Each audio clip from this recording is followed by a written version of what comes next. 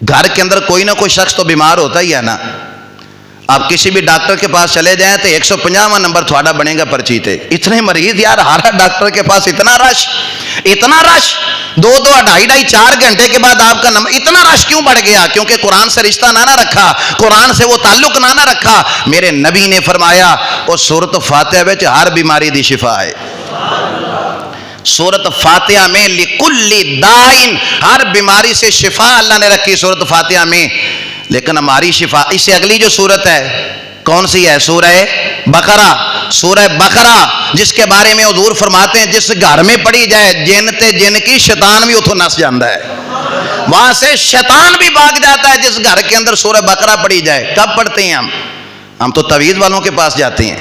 وہ تو ساڈے اتنے کسی کچھ کرا چھڑے ہے، تو جہدے کو لین گے انہیں بھی 2 گلاں رٹیاں نے، تینوں کسی کچھ کر چھڑے ہے. کنے کیتا ہے؟ تیرے اپنے ہی کیتا ہے. لے ہن ساری رات سوچدا نہیں کنے کیتا ہے.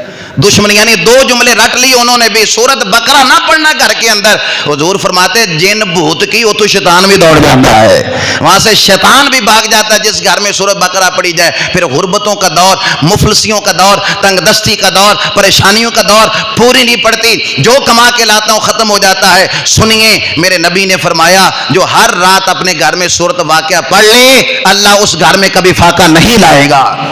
اس گھر سے فاقہ ختم ہو جاتا ہے جس گھر میں سورت واقعہ پڑھی جائے. اور فرمایا جو ہر رات سورت ملک پڑھ لیتا ہے.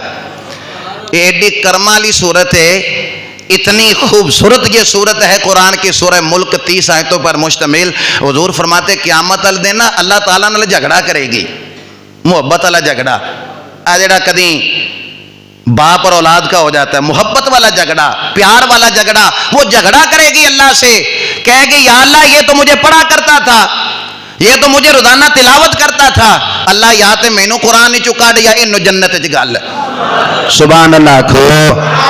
یا اللہ یا تے مینوں قرآن بھی چکڑ دے، یا پھر اس میرے پڑھنے والے کی بخشش فرما دے. اللہ فرمائے گا تیرا اپنا مقام، اس کا اپنا مقام، تجھے تو نکالا نہیں جا سکتا. جب تجھے نہیں نکالوں گا تیری شفاعت قبول کر کے اسے داخل جنت فرما دوں گا.